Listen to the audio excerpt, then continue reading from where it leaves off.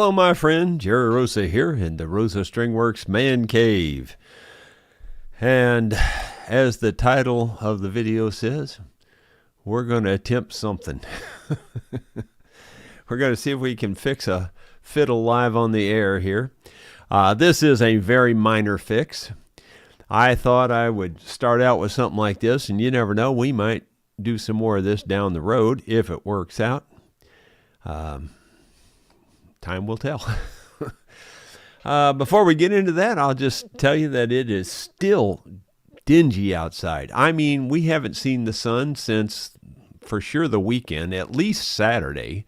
It's just been overcast, completely overcast. Sun hasn't peeked through at all, and it's just drizzled rain the whole time. It is about as depressing of circumstances as you could get, unless you lived like in London or something.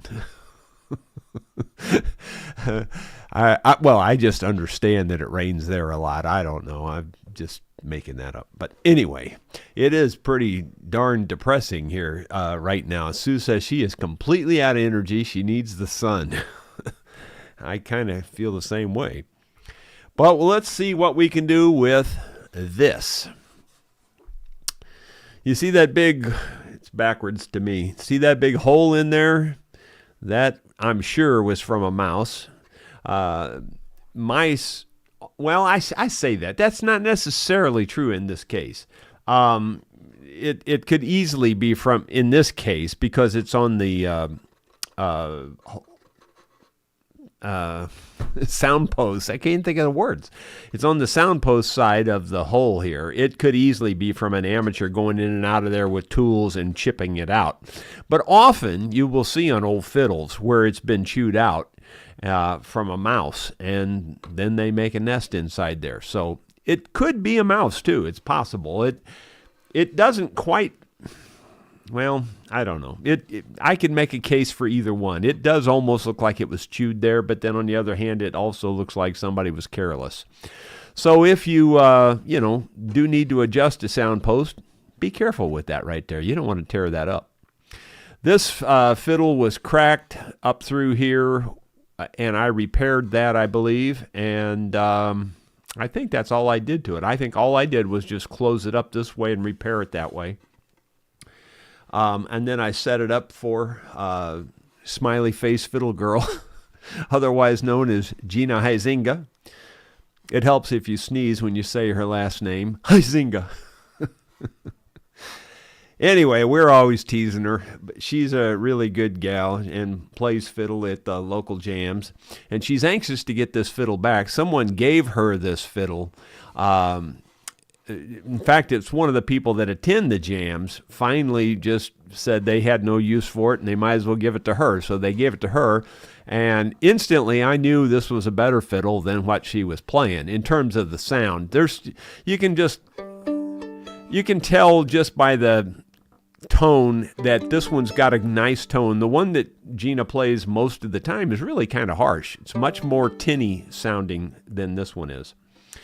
Well, anyway, what's the problem? We just have a loose connection right there.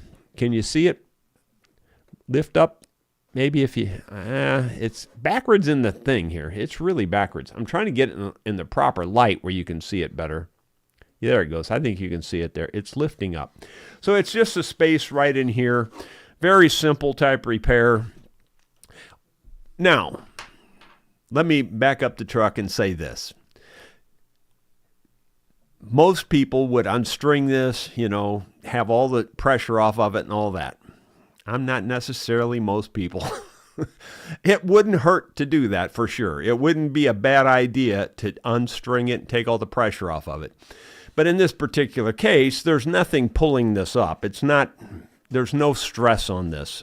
So I'm not worried about it. I know it's going to work either way. Why go to the trouble of taking this all apart, spending another hour on setting it back up, So all I'm going to do is just take this very, very sharp X-Acto blade, and this is a brand new one out of the box. I mean, this thing will cut you just by looking at it.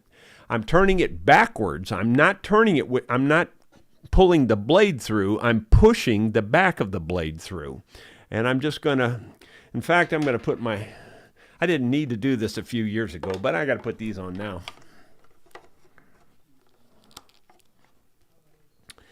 And there's not enough light in here for me. Even though there's a very bright light shining in my face and one over here shining in my face, it's still not enough light for me because I am so night blind.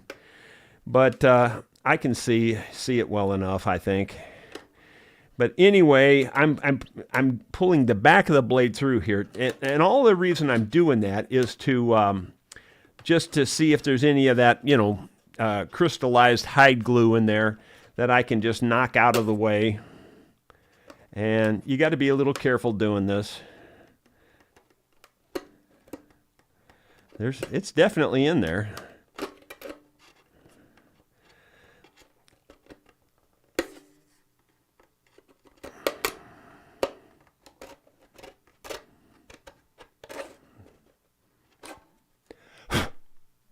Looks good to me. I don't really see any problem at all.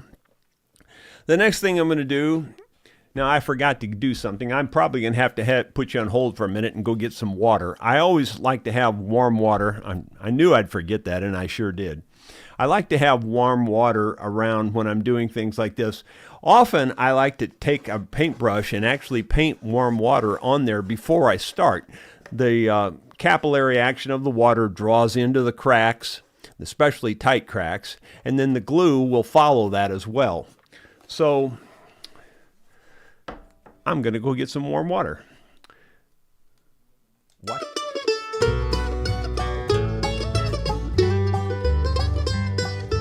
Opal's got a little shop, coffee, tea, and soda pop, written on the faded window sign. Ruby and Pearl are her best friends. There you'll find the three of them, Monday, Wednesday, Friday, 9:30. You can set a watch by their routine.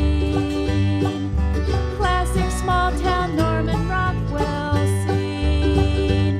They talk about the wheres and whens, a little gossip now and then about who's doing what, maybe why.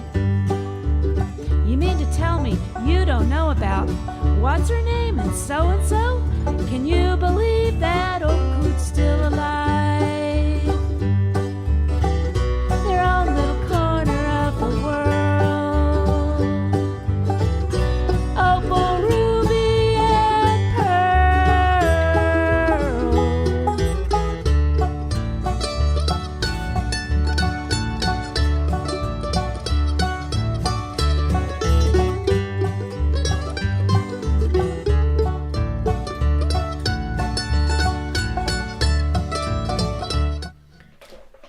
Sorry about that. I did get me some warm water, and I did get some paper towels. And I told myself before we started this that I wasn't going to forget that. See how well that worked? Okay. Now we're going to take a little artist paintbrush, dip it in the warm water, and just simply paint it on this crack. Even if all it does is it just adds some lubrication, even if that's all it does, it'll help you get your glue in there. And so I just, you can put a good amount on there. It won't hurt anything. All right, so I've got quite a bit there. I'll just take the paper towel now and just soak up the extra.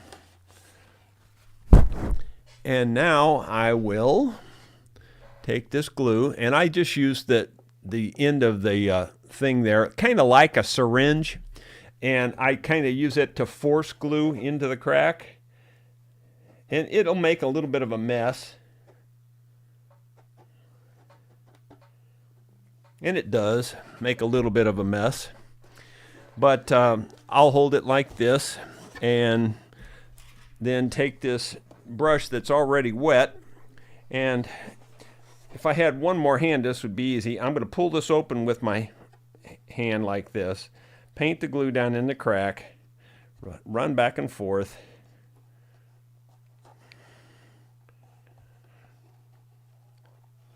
It's actually very easy to do. Putting the brush in the water there, I'm going to clean up most of the squeeze out here.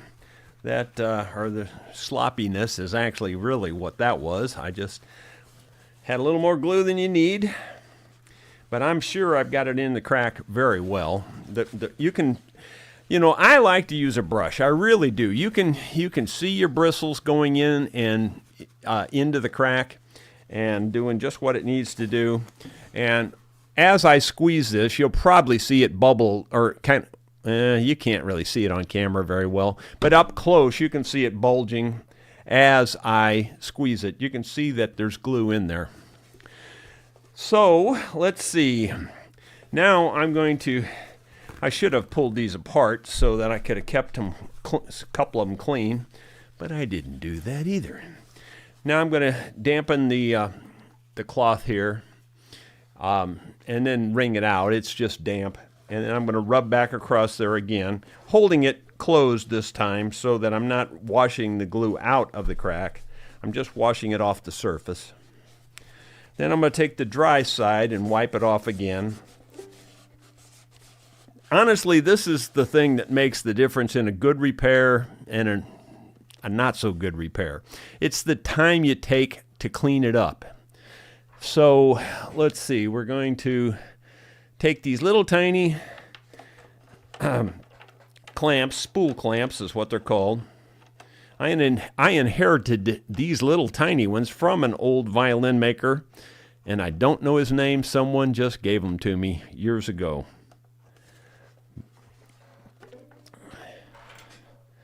And just going to put this on here. Just as many as I can fit on there. You can never over clamp anything. People will, there was that thing going around on YouTube for a few years there that you'll squeeze all the glue out of the crack. That's my goal. If I could squeeze it all out, I would. Not really. You know what I'm saying. The tighter you can squeeze it, the better off you're going to be.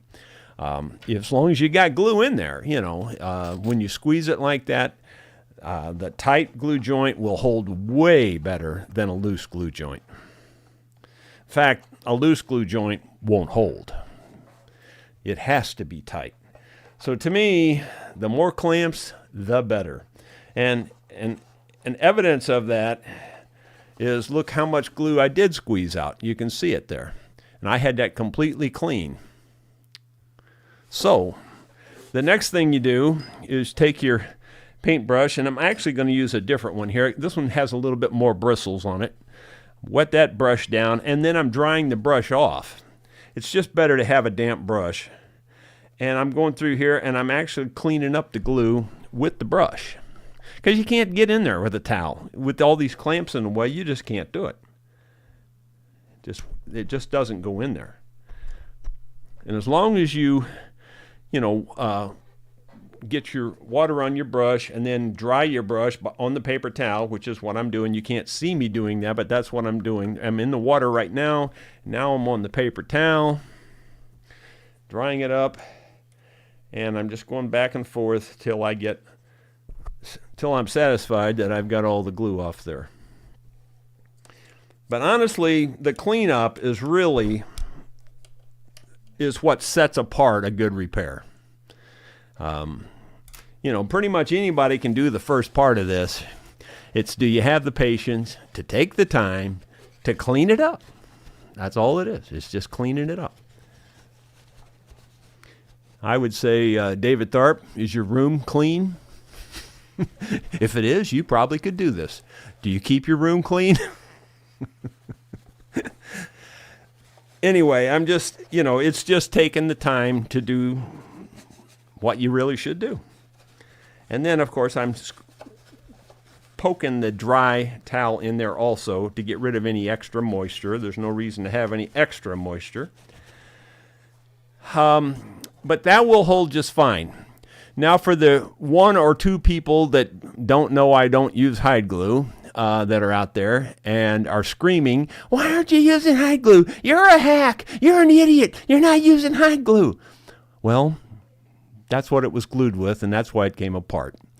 Hide glue is the only thing it's good for these days, in my opinion, is making the good old boys club rich, because you saw how quick and easy this was to fix. And if you took this to the good old boys club, and I'm talking about these classically trained violin shops, not violinist shops, but you know what I'm saying. If you took it there, I guarantee you won't get out of there without, many hundreds of dollars, if not 1,000. I would bet more than likely you'd be charged $1,000 for this. And especially if it was on a high dollar violin. If it was on a name, a known name, like a real Stainer or a real Guarnerius or a real Amati or Stradivari. Of course, a Stradivari, you wouldn't get out of there for less than $10,000 for this repair. And I guarantee you, this repair won't come apart again. And then you might say, well, you can't take this apart. It's easy to take this apart. All you'd have to do is take this little wet thing and go over that seam a few times, wait about a minute, and it'll come apart.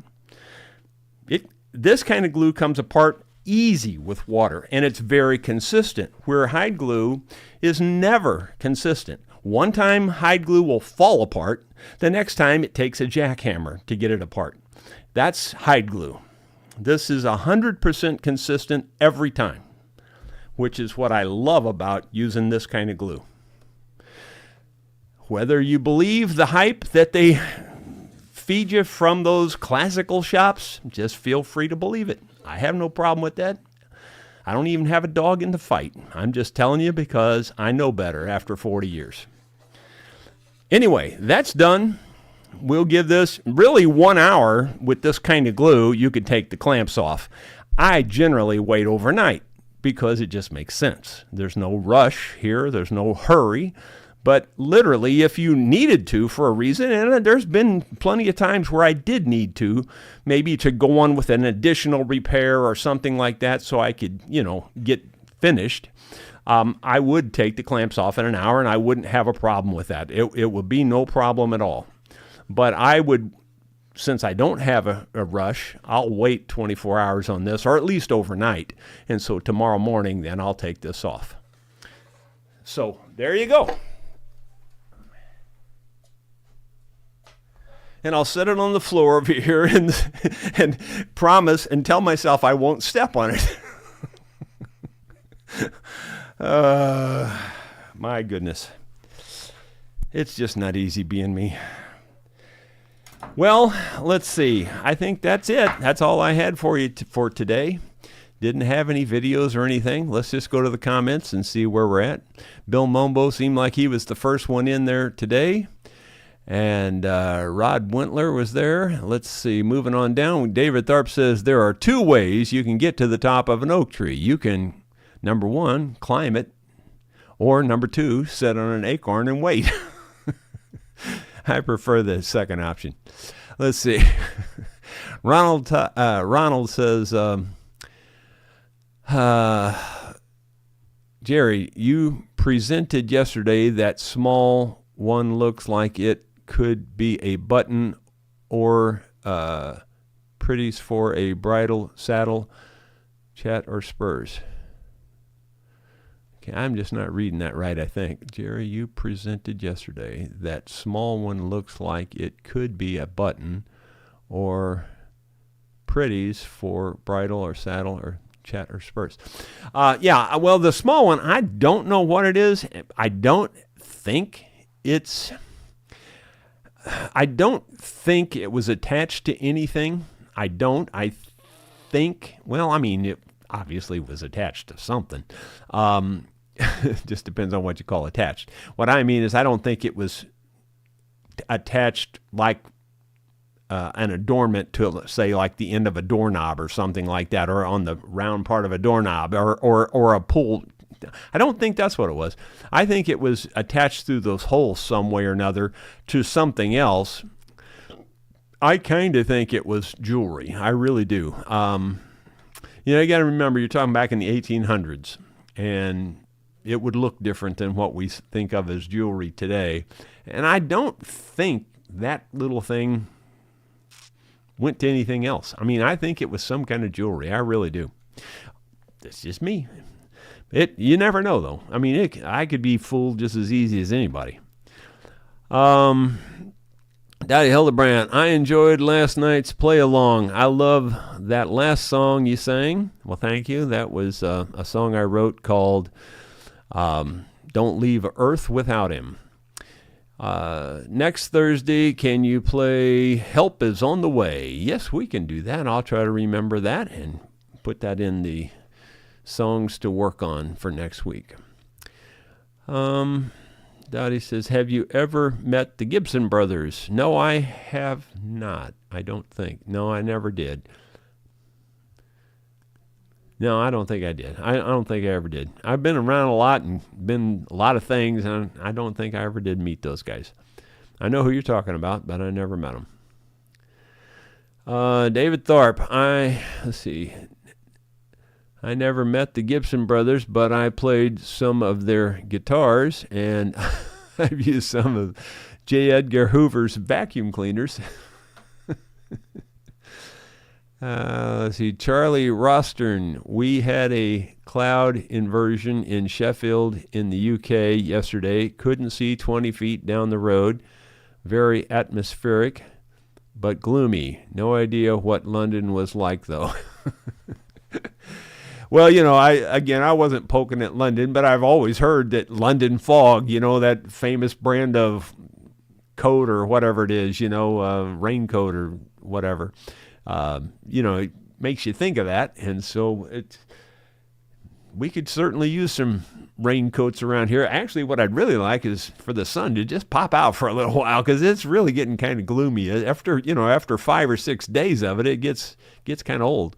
Oh, on the positive news, though, I didn't have to go cut wood today, which I thought I would.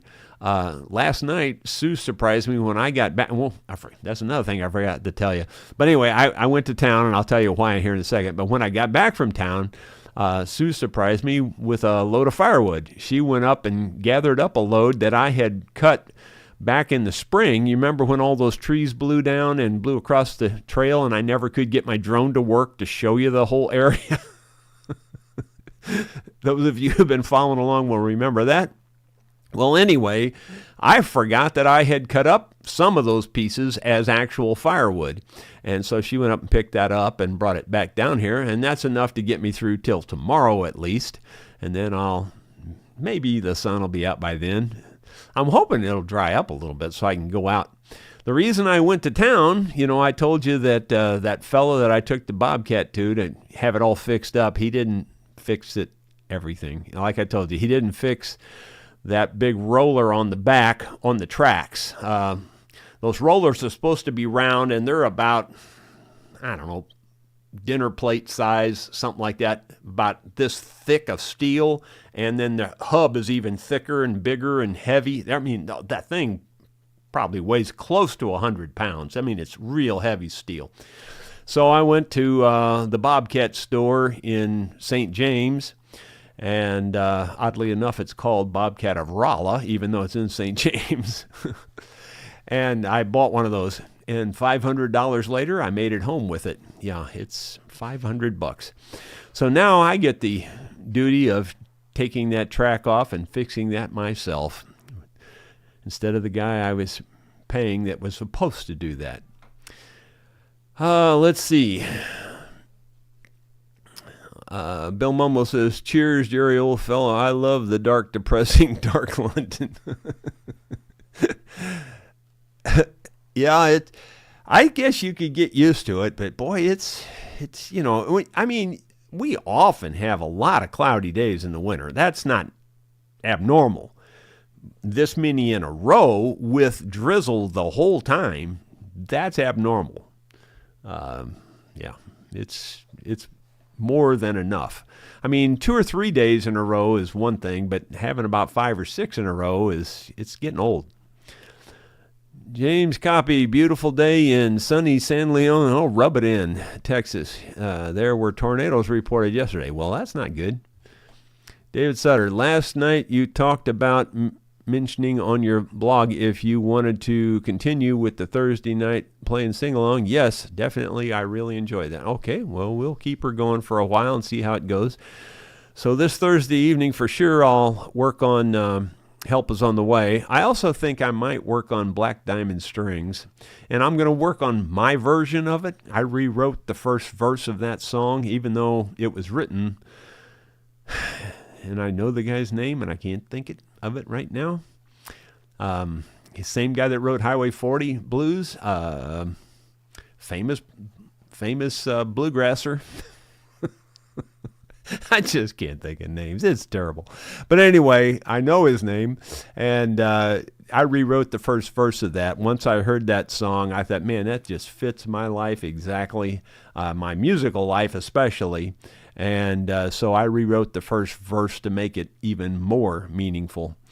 And we'll work on that song Thursday evening. Wavy Gravy, Jerry, does a luthier have to restring an instrument after doing any minor fret work to test out the results, or can the instrument be reliably returned to the owner? Me personally, I'm definitely going to string it up and test it because you never know what you don't know, so there's always something. And so I always string them back up. And like in this particular case, if you were going to do this repair yourself, I would probably recommend that you go ahead and unstring it and do all that. But I know, because you don't know what you don't know. I can look at this and know that it's fine to do it with the strings on it. Yours might not be fine to do it with the strings on it. It just depends. So your safest bet is to take the strings off and do just what you saw me do there on an instrument. But I would do it with the strings off. That's the better way to do it. But that one's going to be fine. I'm not worried about it in the least. Ronald Todd, make sure you don't repair with hide glue. We all know how you love hide glue. Yeah, it's, again, like I always say, it was the best glue you could get for hundreds of years, but it's been replaced, in my opinion. Let's see.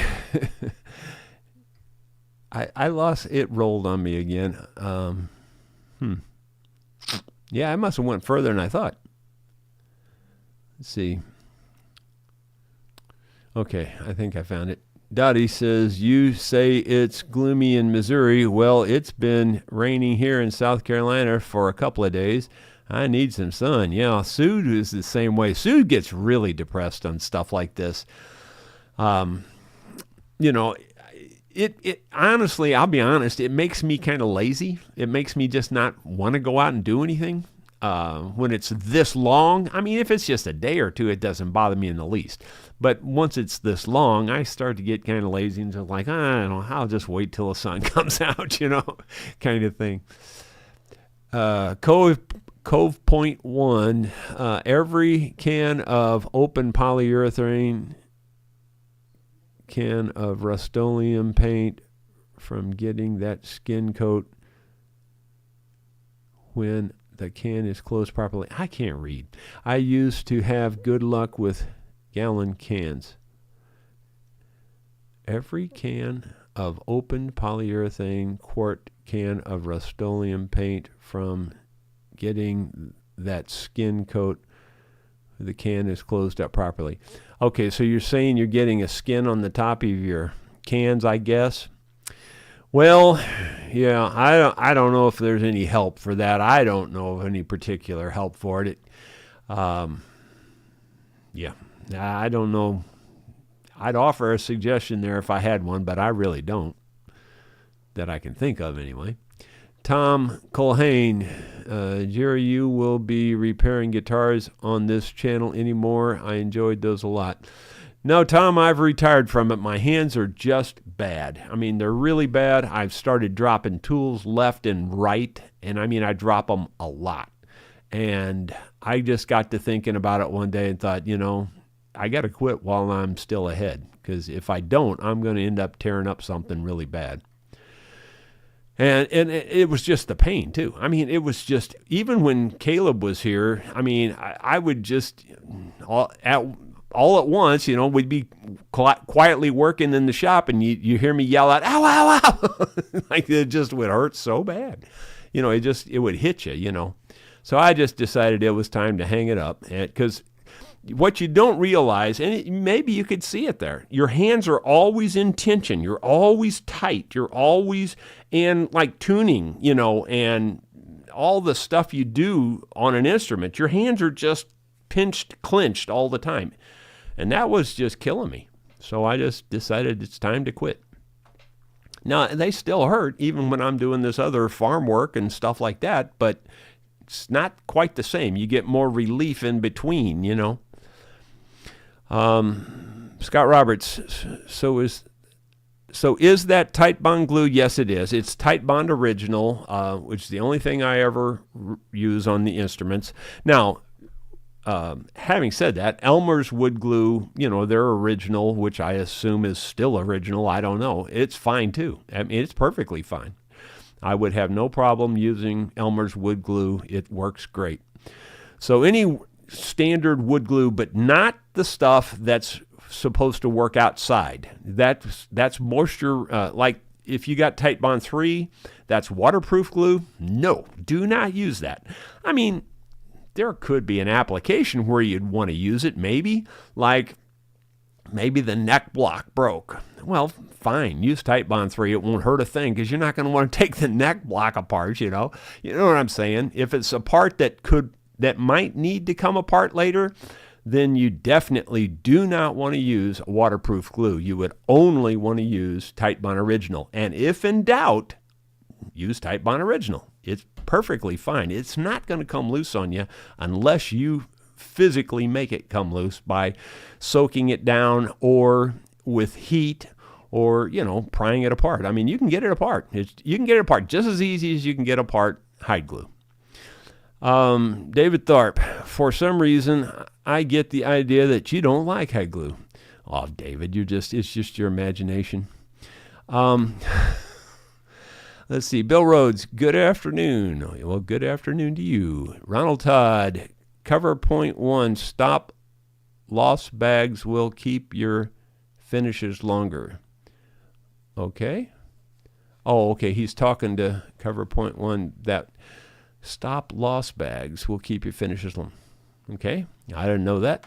I mean, yeah, I have done that. I mean, I have put some cans of stuff, especially like the True Oil varnish. I've put a plastic, like sandwich type bag around that and sealed it up, squeezed all the air out of it and sealed it up in addition to closing it off. Might seem to help a little bit. The air is the problem. Air infiltration is a problem. If you can keep air out, your chances of it lasting longer are much better. So putting a plastic bag around it is possibly a good idea, and I have done that, and I don't know why I didn't think to say that before, but you reminded me. Let's see. Wavy gravy. Indiana skies are lovely shade of gray today. Bill Mumble, the sun will come out tomorrow, Jerry. Bet your bottom dollar. Ask Annie. Yep, I've heard that one. See, Sky Roberts, does the name Ricky Skaggs ring any bells? Oh, Ricky Skaggs is just crazy good. I was a huge Ricky Skaggs fan when he hit the, big time, when he went country and everything. I thought he would never fade. I really did. I thought he was a star that was going to be around forever and ever and ever. And he's still popular, don't get me wrong, but he faded, compared to the way he was popular then. Where like somebody like Merle Haggard, I guess all of the old country stars faded to some degree, but I think Merle Haggard was probably just as well respected and thought of the day he died as the day he got popular. You know what I mean? So Ricky's probably faded to some degree, but I was a huge Ricky Skaggs fan. And another bit of trivia, I could count on one hand, possibly on one finger, I'm trying to think if I've ever been that I've actually paid to go to other concerts. I paid to go to a Ricky Skaggs concert. I'm trying to remember if I ever paid to go to any other concerts. I don't think I did. So that'll tell you how big of a fan I was. I went to a Ricky Skaggs concert. I tell on myself too much. Bill Rhodes, Jerry, was the guy from Asleep at the Wheel that wrote that song. No. It's on the tip of my tongue. I can see his face. I know who he is. I can't say it. I'll keep thinking. No, it was not him. Bill Mumbo, the old pea soup fog was in the 50s. I remember going to school then, but smokeless fuel helped clean up. Yeah. Let's see, and it's scrolling on me here. Steve Mays, I wonder if some UV lights will help with Sue's gloomy mood. Well, we had some of those, and she has some plant lights and different things, and she does mess with that. And she did have some other kind of a light that she was sitting in front of for a while, too. Me personally, this is me. Everybody's got their opinion. I think it's about 99% hype. That's what I think. I know a lot of people have the quote-unquote placebo gene, and I'm not picking on that. I'm not saying that's a bad thing. I don't have that. I don't have it at all. Zero, none, not any. I can't make myself think something's good if it just, that's why medicine just doesn't work for me. It either works or it does not work. Just that simple. Antibiotics work for me. Thank God. Thank you, God. It does work for me. But most other medicines, I don't get anything out of them. Some of the allergy medicines seem to help. But most of the stuff just doesn't do anything for me, especially headache medicines like Tylenol, ibuprofen. Zero, nothing. Don't do anything. And therefore, that light thing, yeah, I can't see it doing anything. I've had I don't know anybody that said this. This was years ago, but people were, like when I was first starting to complain about the arthritis and years ago, people would try to get me to get the copper bracelets and put copper coils under your bed springs. And, it's like, no, I'm not going to do that. It's not going to help. I'm not going to do that. You got to believe in that kind of stuff, and I don't believe in it, and it ain't going to work. So there's no reason to try it. Charlie Rustern, vitamin D supplements really help me to keep the winter blues. I do take vitamin D every day. You know why I take vitamin D, though? There's been quite a bit of research. I've seen quite a few things on it, is that vitamin D may help. It doesn't say it will help. It may be a factor in helping to ward off Alzheimer's. And so I take vitamin D for that reason, mainly. Because Alzheimer's does kind of run in the family. This thing about me and names has nothing to do with Alzheimer's. I've had that since I was a kid. I can't remember anybody's name. Never could. I don't know why that is. I just can't. Same way with song titles. Can't remember song titles. And the guy's, oh man, I'm still thinking of that guy's name. It's so close to coming out. I just can't say it. Let's see. Moving on down. Ronald, once you put your can top on really tight, you turn your can upside down and the air will go to the bottom. Hey, that's an idea. I hadn't thought of that. Well, actually, I've heard of that before, but I never really ever did that. Of course, then you might come back and find a slow leak all over your shelf, too. Kim Williford, Dolly Parton is still going strong. She sure is. Yeah, she's one that didn't fade much. You know what I'm saying? I mean, like, Ricky faded a lot compared to where he was. Some of those big stars faded more than others, those one-hit wonder guys, they all fade out, But I thought Ricky was there forever. I thought, boy, he'll be right on the top for the rest of his life, And it just didn't work out that way. Scott Roberts, how much wood could Jerry cut if Jerry would only go outside and cut some wood? Better yet, get Sue to do it for you. Yeah. Well, she surprised me and brought that wood back in, and I had forgot about it, to be honest with you. If I'd have remembered it, I'd already had used that. So it's kind of good I didn't remember it, because it's always good to have a little in reserve there. Bill Rhodes, Jerry, I can't believe no one has told you why you have troubles remembering names. It's because you are subconscious about your own appearance. That's straight from Freud. Wavy gravy. I've noticed that people who... Larry Cordell. There it is. See, it just came to me. Larry Cordell of Lonesome Standard Time. That was his bluegrass band name, Lonesome Standard Time. But Larry Cordell wrote Black Diamond Strings and Highway 40 Blues. And both just huge hits.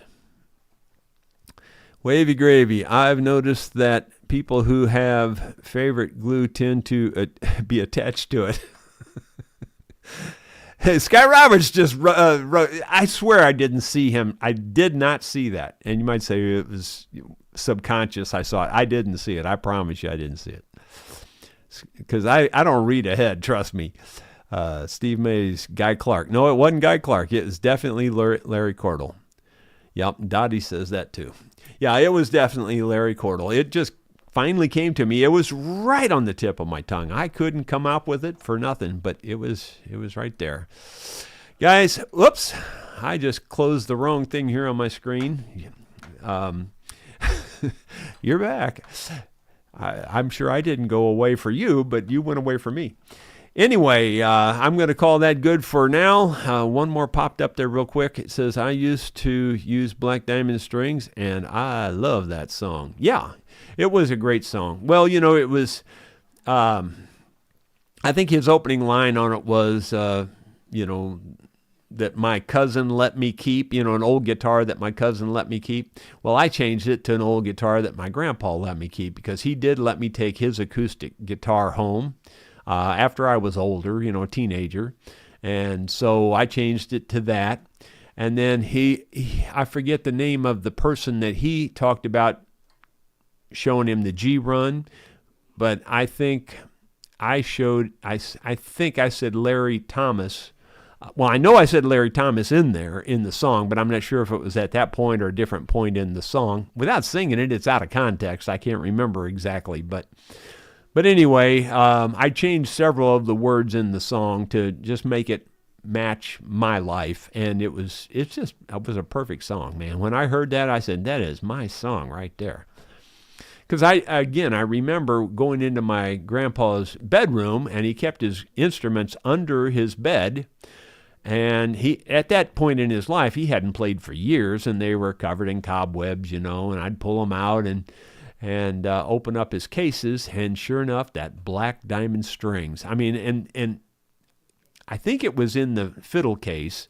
There was a velveteen box. It was like velvet on the outside, and it had gold lettering. It said Black Diamond Strings, and it just cut into my brain, and so I had to rewrite that song with those words.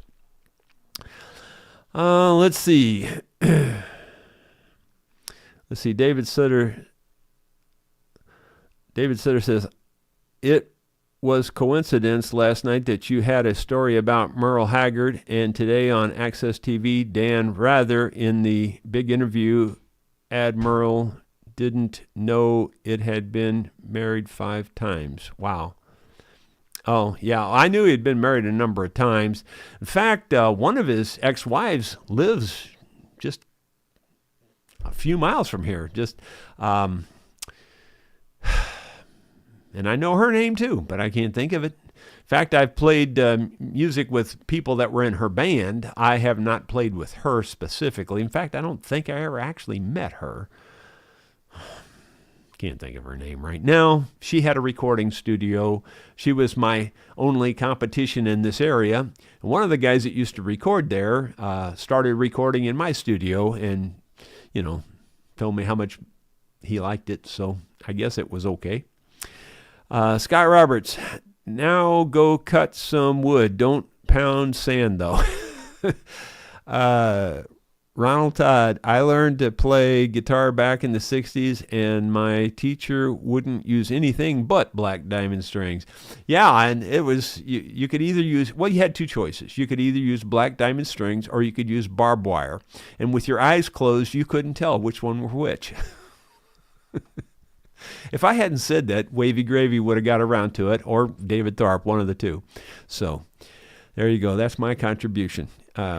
Sidecar Bob, all I can say is black diamond strings may have cut into your mind, but they cut into my fingers. Yep, well, that's for sure. That's it, guys. We will see you probably Monday. I do have a video that I've completely finished, except for the weather. My grapple bucket, I completely rebuilt that grapple bucket, re-welded everything, cut it apart, put it back together, re-welded it, and I have the video is complete. I'm just waiting to use the grapple bucket to end the video. So when I get to go use it, then I'll finish that video and it'll be out, hopefully over the weekend. So we will see you on Monday, if not before. Bonnie Owens. No, it wasn't Bonnie Owens. She doesn't live in this area. It's another one of his wives. It was the one... Google says Gary Clark wrote Black Diamond Strings. He didn't. I guarantee you 100% for sure. This is not a 99.9. This is a 100%. Larry Cordell wrote Black Diamond Strings. For sure. 100% for sure. So Google's wrong in that case. We will see you Monday. Take care.